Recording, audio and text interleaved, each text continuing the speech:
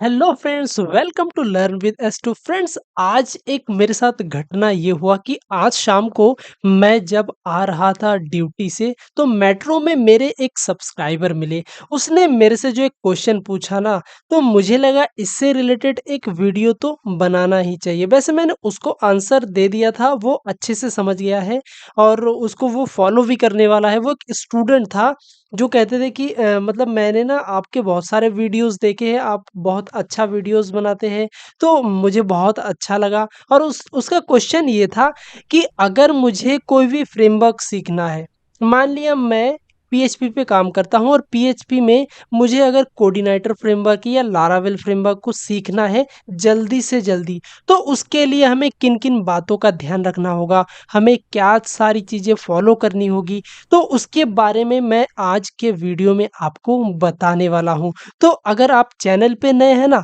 तो please channel को subscribe ज़रूर कर लें। हाँ, सब्सक्राइब तो ज़रूर करना है। हाँ, कर दो सब्सक्राइब, कर दिया ना? ठीक है।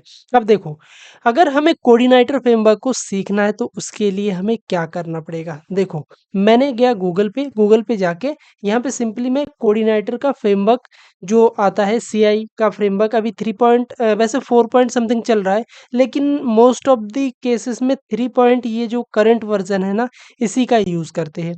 तो इसको मैंने यहाँ से डाउनलोड कर लिया। अब ये ज़िप फ़ाइल है, इसको खोल के दिखाते हैं कि इसमें क्या-क्या फ़ोल्डर होते हैं, उसमें किस-किस फ़ोल्डर पे काम होता है, हमें कौन-कौन से फ़ोल्डर की सबसे ज़्यादा रिक्वायरमेंट होती है और किसकी रिक्वायरमेंट नहीं होती है। ये सारी चीज़ें हम इसमें समझने वाले हैं। तो मैं चलता हूँ अपने डाउनलोड वाले फ़ोल्डर में। ठीक है, यहाँ पे ये आ गया, इसको एक्सट्रैक्ट कर लेते हैं। एक्सट्रैक्ट ऑल किया तो यहीं पे मुझे एक्सट्रैक्ट करके दे देगा। ठीक है, ये एक्सट्रैक्ट हो रहा है और जिसमें जैसे कि देखो कोऑर्डिनेटर जो फ्रेमवर्क होता है ना, बहुत ईज़ी टू यूज़ है। बहुत आसानी से आप बहुत जल्दी सीख सकते हैं। अगर आप पीएचपी पे काम करना चाहते थे, पीएचपी के कोर पीएचपी को आपने थोड़ा बहुत पढ़ लिया ना, उसके बाद आपको कोई भी एक फ्रेमवर्क आना चाहिए। किसी भी लैंग्वेज पे आप अगर काम करते हैं ना, तो आपको एक फ्रेमवर्क की नीड होती है। क्योंकि जब आप कंपनी में काम करने जाएँगे तो आपको कहेंगे कि आपको कौन से फ्रेमवर्क पे काम करना आता है, यानी आप किस फ्रेमवर्क का यूज़ करते हैं, तो आपको एक ना एक फ्रेमवर्क तो सीखना ज़रूरी है। तो मैं आपको रिकमेंड यही करूँगा कि अगर आप एक बिगिनर हैं ना, आप कोडिंग के फर्स्ट स्टेज में हैं, यानी आपने थोड़ा बहुत पीएचपी के कोडिंग को किया हुआ है, आपको थोड़ा बहुत आने लगा है, यानी आप अब जॉब के लिए अप्लाई करना चाहते हैं, तो आप ना कोऑर्डिनेटर फ्रेमवर्क का यूज़ करिए। कोऑर्डिनेटर से आप अपने जॉब के स्टार्टिंग कीजिएगा, क्योंकि ये इसको सीखना बहुत आसान है। आप 2 से 3 दिन अगर आप इसको दे देंगे ना, तो आप अच्छे से एक फ्लो में आ जाएँगे कोऑर्डिनेटर फ्रेमवर्क के, ठीक है? तो अब देखो, ये जो कोऑर्डिनेटर फ्रेमवर्क है, इसमें कुछ लिमिटेड फाइल्स हैं। अब इसको मैं ना डायरेक्ट यहीं पे ओपन विद वीएस कोड करता हूँ। वीएस कोड में इसको ओपन करके फिर वहाँ पे आपको दिखाता हूँ कि कैसे हमें किन-किन फाइल का यूज़ करना चाहिए। ठीक है? अब देखो, वीएस कोड मैंने इसको ओपन कर लिया। अब इसमें मोस्ट ऑफ द केसेस में आप यूज़ करेंगे ये एप्लीकेशन के अंदर वाले फ़ोल्डर को। ठीक है? आप एप्लीकेशन के अंदर आएँगे और यहाँ पे सारी चीज़ें जो भी होंगे, इसका आप मोस्ट ऑफ द केसेज़ में यूज़ करने वाले हैं। ठीक है? इस वाले जो फ़ोल्डर है, इसके अंदर तो आपको जाना ही नहीं है, सिस्टम से रिलेटेड है। ये क्या कहते हैं, गिट इग्नोर गिट में अगर हम इसको पुश करते हैं तो उसके लिए है। कंपोज़र ये भी आपके यूज़ के लिए नहीं है। इंडेक्स डॉट पीएचपी ये भी आपके यूज़ के लिए नहीं है, ये इसको ऐसे ही रहने देंगे तो ही अच्छा रहेगा, ठीक है? उसके बाद ये 2 फाइल है, इसका भी आपको यूज़ नहीं करना है, ठीक है? यानी सारे में से हमें क्या बचता है, सिर्फ़ हमें एप्लीकेशन वाले के अंदर काम करना है। एप्लीकेशन वाले के अंदर भी सिर्फ़ और सिर्फ़ कुछ लिमिटेड जो फ़ोल्डर्स होंगे उसी को आपको खोलना पड़ेगा। उसमें सबसे पहला क्या आ जाता है, कैशे को हमें नहीं खोलना है, हमें कॉन्फ़िग में कुछ काम करने पड़ते हैं। कॉन्फ़िग में बहुत सारे फाइल्स हैं, ठीक है? इसके अंदर अब कॉन्फ़िग में क्या-क्या काम होंगे, इसको हम थोड़ा बाद में समझते हैं। सबसे पहले कंट्रोलर की बात कर लेते हैं कि कंट्रोलर क्या होता है, ठीक है? अब देखो, जैसे आप एक वेबसाइट बना रहे हो ना, एक वेबसाइट आपने बना दिया, पूरा डिज़ाइन कर दिया, ठीक है? अब डिज़ाइन करने के बाद वो क्या होगा, आपका व्यू का पॉइंट होगा, यानी एक क्लाइंट आता है, क्लाइंट जैसे आपके वेबसाइट पे विज़िट करता है, तो आपने जो डिज़ाइन किया होगा है ना, वो व्यू का पार्ट है, वो जो क्लाइंट को दिखाई दे रहा है ना, वो व्यू का पार्ट है। मान लिया उसमें आपने क्या किया, एक फॉर्म लगा दिया। अब क्या करेंगे, उस फॉर्म को वो भरेगा। भरने के बाद जैसे सबमिट बटन पे क्लिक करेगा ना, तो सबमिट बटन के क्लिक पे सबसे पहले उस फॉर्म का डेटा आपके इस कंट्रोलर के अंदर आएगा। इस कंट्रोलर के अंदर जैसे ये वेलकम डॉट पीएचपी बना है, इस तरीके से आप अलग-अलग कंट्रोलर बनाएँगे। अलग-अलग कंट्रोलर बना के उसके अंदर फंक्शंस होंगे, उस पर्टिकुलर फंक्शन के अंदर आप उस डेटा को पास करेंगे। पास करने के बाद वो सब कुछ वैलिडेट करेगा, अगर सब कुछ सही होगा, फिर और एक चीज़ आ जाती है इसमें मॉडल्स। तो मॉडल को कॉल करेंगे और मॉडल क्या करेगा, आपके डेटाबेस में डेटा को इंसर्ट कर देगा और उसके बाद रिस्पॉन्स भेजेगा कि हाँ, मैंने ना आपके डेटाबेस में डेटा को इंसर्ट कर दिया। अब आप बताइए मुझे आगे क्या करना है, ठीक है? तो उस तरीके से अब कंट्रोलर में क्या हो जाता है, देखो 3 आपको फ़ाइल पे काम करना सबसे ज़्यादा ज़रूरी होगा और मोस्ट ऑफ द केसेज़ में आप 3 फ़ाइल पे काम करेंगे अगर आप एक बैक एंड डेवलपर हैं। लेकिन अगर आप एक फ्रंट एंड डेवलपर हैं, यानी आप सिर्फ़ फ्रंट एंड को बनाते हैं, डिज़ाइन करते हैं, तो आपको सिर्फ़ और सिर्फ़ व्यू पे काम करना पड़ेगा। ठीक है? यानी आपको व्यू पे काम करने का मतलब आपको सिर्फ़ डिज़ाइन बनाना है, तो आप व्यू पे काम करेंगे, ठीक है?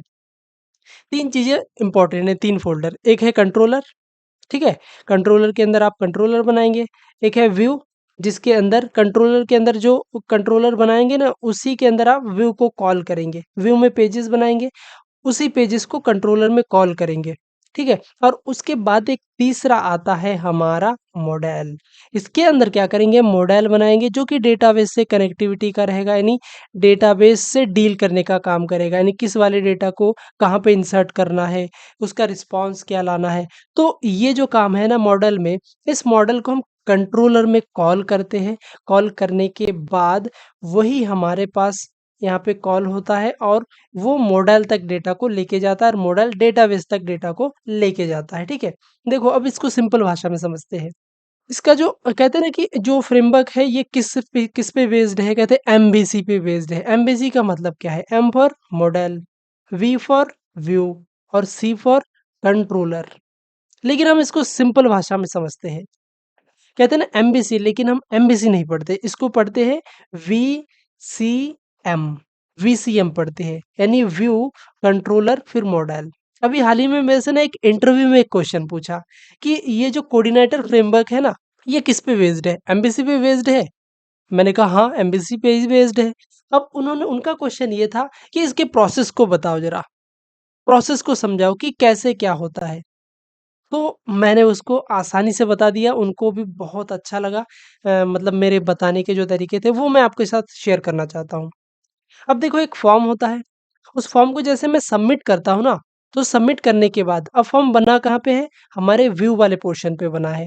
अब व्यू के पोर्शन से डेटा को हम भेजते हैं किसमें? कंट्रोलर में, ठीक है? कंट्रोलर में भेजेंगे, फिर कंट्रोलर उस डेटा को लेके जाएगा मॉडेल में।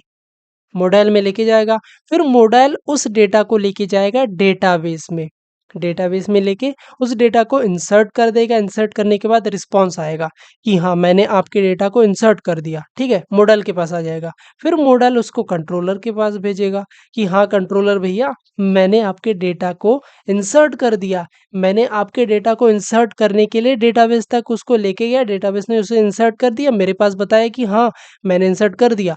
यही बात मैं आपको बता रहा हूँ कंट्रोलर भैया कि मैंने डेटा को इंसर्ट करवा दिया, ठीक है? अब कंट्रोलर से फिर किस में आएगा? व्यू में, यानी व्यू को बताएगा कंट्रोलर कि हाँ, your data is successfully inserted in the table of client, ठीक है? इस तरीके से ये कह देगा, जो भी हम इसमें रिस्पॉन्स भेजना चाहेंगे वो हम भेज पाएंगे, ठीक है? यानी ये कैसे काम करता है? ये व्यू से कंट्रोलर में जाता है और कंट्रोलर से फिर मॉडल में आता है, मॉडल से फिर डेटाबेस में, डेटाबेस से मॉडल में, मॉडल से कंट्रोलर और फिर कंट्रोलर से फिर व्यू के में फाइनली हमारा रिस्पॉन्स चला जाता है, ठीक है? तो आप इस 3 फ़ोल्डर में मोस्टली काम करने वाले हैं, ठीक है? तो इसके बारे में आप समझ गए, इस कोर वाले के अंदर भी आपको कोई काम करने नहीं करना है। अब हेल्पर के अंदर क्या काम है? हेल्पर को समझते हैं। अब देखो जो हेल्पर है ना, इसके अंदर आप क्या करेंगे, जो फ़ाइल बनाएँगे हेल्पर के अंदर मोस्ट ऑफ द केसेज़ में आप फ़ाइल्स बनाएँगे, पीएचपी के फ़ाइल्स होंगे। उसके अंदर ना आप फंक्शंस बनाएँगे। अब हेल्पर के अंदर आप सिर्फ फंक्शन बनाएँगे, आपको उसके अंदर क्लास नहीं बनाना है, ठीक है? आपको उसके अंदर क्लास नहीं बनाना है, आपको सिर्फ और सिर्फ फंक्शंस बनाने हैं और उस फंक्शन को आप अगर थ्रू आउट द वेबसाइट कहीं पे भी यूज़ करना चाहते हैं, इस वाले वेबसाइट के अंदर आप उस फंक्शन को कहीं पे यूज़ करना चाहते हैं, तो क्या करना पड़ेगा? आप जो हेल्पर बनाएँगे ना, अब बारी आता है हमारा कॉन्फ़िग के अंदर का। कॉन्फ़िग के अंदर एक फ़ाइल है ऑटो लोड के नाम से। इसके अंदर एक हेल्पर का सेक्शन होगा। अब इसको फाइंड करते हैं कंट्रोल F HELPER हेल्पर ये देखो। इसके अंदर ये 2 फ़ाइल यहाँ पे ऐसे करके मतलब दिखाया गया है कि इस तरीके से आप फ़ाइल को इंक्लूड कर सकते हैं, ऑटो लोड कर सकते हैं। अब मान लिया मैं क्या करूँगा, मैं एक हेल्पर बनाऊँगा, ठीक है? अब देखो मान लिया मैंने यहाँ पे एक हेल्पर बना लिया है, हेल्पर के अंदर ये हेल्पर का नाम है test.php और इसके अंदर मैंने एक फंक्शन बना लिया सम ऑफ 2 नंबर। अब मुझे अगर मेरी इस थ्रू आउट द वेबसाइट की किसी भी फ़ाइल में मुझे इस फंक्शन का यूज़ करना पड़ जाए ना, तो मैं क्या करूँगा इस test.php वाले फ़ोल्डर जो फ़ाइल बनाया हमने, इसको कॉन्फ़िग के अंदर एक ऑटो लोड वाले जो फ़ाइल है ना, इसके अंदर क्या करूँगा मैं इंक्लूड कर दूँगा। जैसे ये इंक्लूड हुआ है ना, इसको अनकमेंट करते हैं। इसको अनकमेंट करने के लिए मुझे क्या करना पड़ेगा, इसको बाहर ही लेके आ जाते हैं। ये अनकमेंट हो गया, ठीक है? अब यहाँ पे मुझे क्या करना है, यहाँ पे इसके आगे कॉमा करके यहाँ पे मुझे बस टेस्ट लिखना है। टेस्ट लिख दिया मतलब उस वाले जो हमने बनाया था यहाँ पे हेल्पर इसको हमने यहाँ पे इंक्लूड कर दिया। अब अगर मैं चाहता हूँ कि ये जो हमने इसके अंदर ये जो फंक्शन बनाया ना, इसको अगर मैं कंट्रोलर में यूज़ करना चाहता हूँ, तो मैं बड़ी ही आसानी से इसको कंट्रोलर के अंदर यहाँ पे किसी भी फंक्शन के अंदर इसका यूज़ कर सकता हूँ, ठीक है? तो अच्छे से आप समझ पाए होंगे कि हेल्पर का यूज़ हम कब और क्यों करते हैं। अब हेल्पर का यूज़ हमें समझ में आ गया। अब हेल्पर के बाद यहाँ पे कॉन्फ़िग वाले इस वाले को भी समझ गए। उसके बाद ये यहाँ पे कांस्टेंट पे कोई काम नहीं करना है। आपको यहाँ पे डेटाबेस में क्या करना है देखो, डेटाबेस में हम अगर डेटाबेस से डील करते हैं, यानी डेटाबेस को में डेटा इंसर्ट करना, अपडेट करना है, तो उसके लिए हमें सबसे पहले डेटाबेस को कनेक्ट करना पड़ता है। अब डेटाबेस को कनेक्ट करने के लिए हमें सारी चीज़ें यहाँ पे डिफ़ाइन करनी पड़ेगी। हाँ, अब देखो अगर आप लोकल होस्ट पे काम कर रहे हैं तो आपका जो यूज़र नेम है ना वो रूट होने वाला है, आपका होस्ट लोकल होस्ट है और जो पासवर्ड होगा वो बाय डिफ़ॉल्ट ब्लैंक रहता है और यहाँ पे जो डेटाबेस का नाम है ना, जो आप पर्टिकुलर डेटाबेस सेलेक्ट करेंगे यानी बनाएँगे, वही नाम यहाँ पे अगर आप लिख देते हैं ना तो वो वाला जो डेटाबेस है वो आप इस वाले वेबसाइट में वो कनेक्ट हो जाएगा, आप उसपे आप काम कर पाएँगे, ठीक है? तो डेटाबेस का यहाँ पे ये रोल होता है। उसके बाद यहाँ पे और किसी भी फ़ोल्डर पे आपको काम नहीं करना है। आप एक एक और फ़ोल्डर यहाँ पे रो राउट्स के नाम से है, इस पे काम कर सकते हैं। इस पे आप क्या काम करेंगे देखो, अब जैसे मैंने एक वेबसाइट बनाई है, उस वेबसाइट का नाम है learnwiths2.com उसके अंदर एक पेज है कॉन्टैक्ट अस के नाम से। अब कॉन्टैक्ट अस के नाम से जो पेज है ना, उस वाले पेज को अगर मैं कॉल करना चाहता हूँ, यानी उस वाले पेज तक हम जाना चाहते हैं, तो क्या करना पड़ेगा? मुझे learnwiths2.com/कॉन्टैक्ट अस लिखना पड़ेगा यूआरएल में। तभी जाके मुझे वो पर्टिकुलर जो पेज है वो दिखाई देगा। लेकिन अगर मैं चाहता हूँ कि मैं ना learnwiths2.com/अबाउट लिखूँ, लेकिन मुझे कॉन्टैक्ट अस वाला पेज मिल जाए, तो मुझे क्या करना पड़ेगा? मुझे इस वाले राउट्स के अंदर उसको डिफाइन करना पड़ेगा। यानी राउट्स क्या करेगा? चेक करेगा अगर आपका जो स्लैश अबाउट है तो मुझे कॉन्टैक्ट अस वाले पे भेजना है। तो यहाँ पे ये फाइंड करेगा कि अगर आपका स्लैश अबाउट होता है ना, यानी आपके जो यूआरएल का लास्ट वर्ड अबाउट है, तो मुझे क्या करना है उसको जहाँ पे रिडायरेक्ट कराना है, जैसे मुझे कॉन्टैक्ट पे रिडायरेक्ट कराना है, तो मैं वहाँ पे करा सकता हूँ। ठीक है? और ये कॉन्टैक्ट नाम से ये कहाँ पे जाएगा? कंट्रोलर में मुझे कॉन्टैक्ट अस के नाम से एक फंक्शन क्या मुझे कंट्रोलर बनाना पड़ेगा।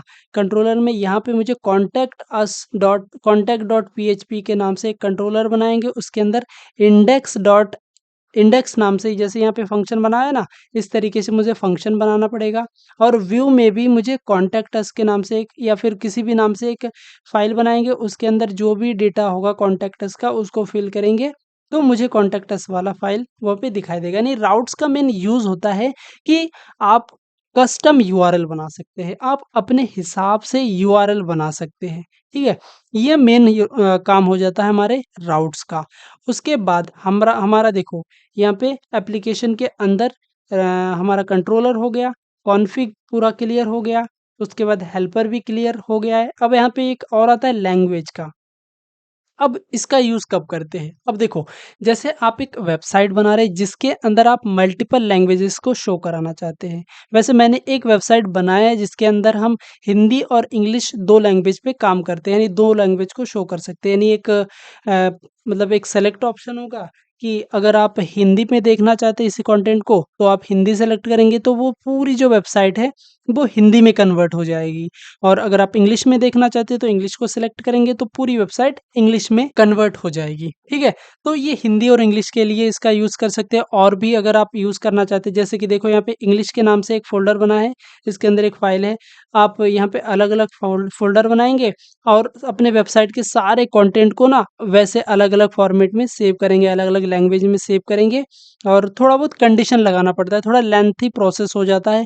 तो अगर आप चाहते हैं कि मुझे ना अपनी वेबसाइट में हिंदी, इंग्लिश और भी अलग-अलग जो लैंग्वेज हैं, उसको यूज़ करना है और आपको नहीं आता है कि कैसे करें, तो आप हमें कमेंट में बता सकते हैं या फिर इंस्टाग्राम पे आप हमें डीएम करके बताएँगे, तो मैं आपके लिए एक सेपरेट बहुत ही अच्छे से एक्सप्लेन करके एक वीडियो लेके आऊँगा, जिसको देखने के बाद ना आपका ये जो डाउट है ना, वो 100% क्लियर होने वाला है।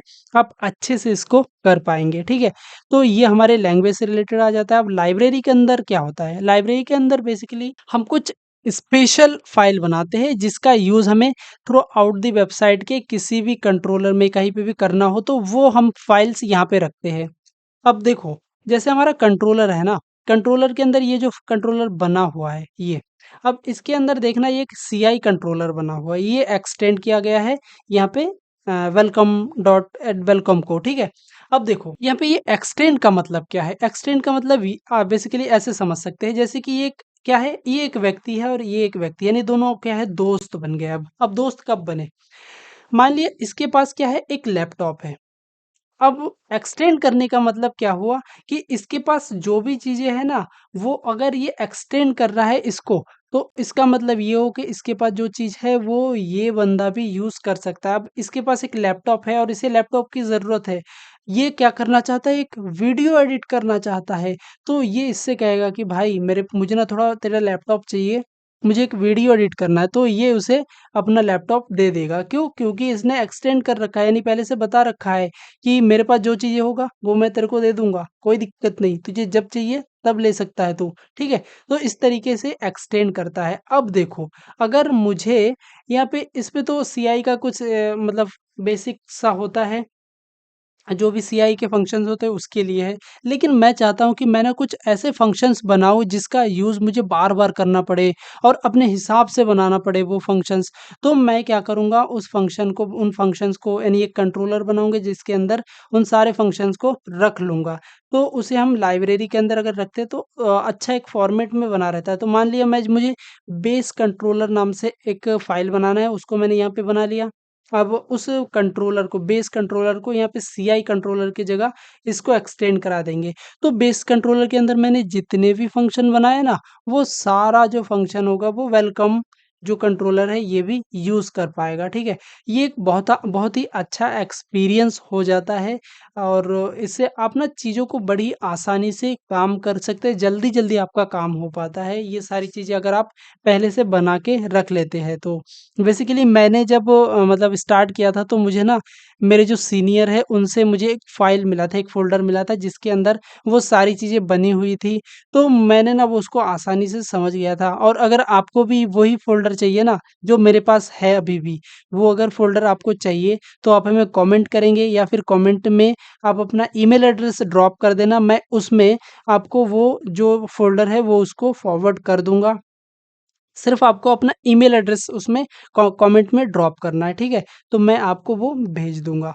ओके, अब यहाँ पे ये सारा काम हो गया, लाइब्रेरी भी हो गया, लॉग के अंदर कुछ नहीं करना है, मॉडल के अंदर तो मैंने बता ही दिया है, आप मॉडल बनाते हैं, जिसको कंट्रोलर में कॉल करते हैं, डेटा पास करने के लिए, डेटाबेस तक। यहाँ पे थर्ड पार्टी पे कुछ नहीं करना, व्यू पे कुछ नहीं करना है, सॉरी व्यू पे आपको काम करना है, क्योंकि आपको 3 फ़ोल्डर पे मेनली काम करते हैं, कंट्रोलर, व्यू और एक तीसरा है मॉडल। इन 3 फ़ोल्डर में सबसे ज़्यादा काम होता है और सबसे ज़्यादा इनमें से अगर आप फ्रंट एंड डिज़ाइन करते हैं, तो सिर्फ़ व्यू पे काम करेंगे, व्यू और कंट्रोलर में।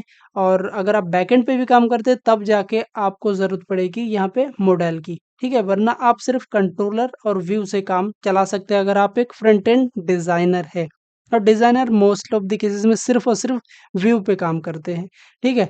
उसके बाद ये इसमें भी कुछ नहीं करना है, बाकी सारी चीज़ें आपको सिर्फ़ छूना भी नहीं है, ठीक है? सिर्फ़ आपको यहाँ पे एप्लीकेशन वाले फ़ोल्डर के अंदर कंट्रोलर, मॉडल और व्यू पे काम कर सकते हैं।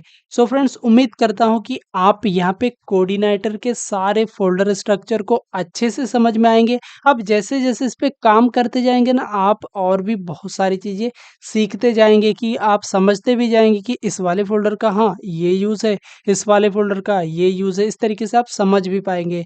और अगर आपको इसके बाद भी कोई डाउट आता है ना, तो आप हमें कमेंट में बताएँ या फिर इंस्टाग्राम पे डीएम करके बताएँ। मैं आपको एट ए टाइम कॉल करके भी अगर आपको डाउट को क्लियर करना पड़ेगा ना, तो भी मैं करूँगा, लेकिन आपके डाउट को मैं क्लियर करके रखूँगा। सो फ्रेंड्स, अगर वीडियो अच्छा लगा है ना, तो एक लाइक करना है, क्योंकि लाइक से मुझे स्पेशली मुझे मोटिवेशन मिलता है और भी अच्छे-अच्छे वीडियोज़ बनाने के लिए। अब देखो, रात के 2 बजे मैं यहाँ पे रात के लगभग 2 बजे यहाँ पे वीडियो बना रहा हूँ। गर्मी इतनी ज़्यादा है, मैं पंखे-वंखे सब कुछ बंद करके, देख रहे हो मेरा फेस मैं इसलिए नहीं दिखा पा रहा हूँ क्योंकि पंखे बंद है, पसीने से लथपथ हो गया हूँ मैं, लेकिन वीडियो मैं बना रहा हूँ सिर्फ़ और सिर्फ़ मेहनत करने के लिए, ताकि मैं आप लोगों को अच्छा कंटेंट दे पाऊँ, क्योंकि दिन में तो टाइम मिलता नहीं है। जो कुछ भी करना है वो रात में ही करना है। तो यहाँ पे मैं वीडियो इसीलिए पर्पज़ से बना रहा हूँ। तो आप प्लीज़ चैनल को सब्सक्राइब करके रखें और वीडियो को लाइक करें और दिल खोल के कमेंट करें। जो आपके मन में आए आप कमेंट कर सकते हैं। सो फ्रेंड्स, आज के लिए बस इतना ही। मिलते हैं एक अच्छे और इंटरेस्टिंग नए वीडियोज़ के साथ। सो फ्रेंड्स, आज के लिए बस इतना ही। I will see you next time. Till then keep learning and keep smiling.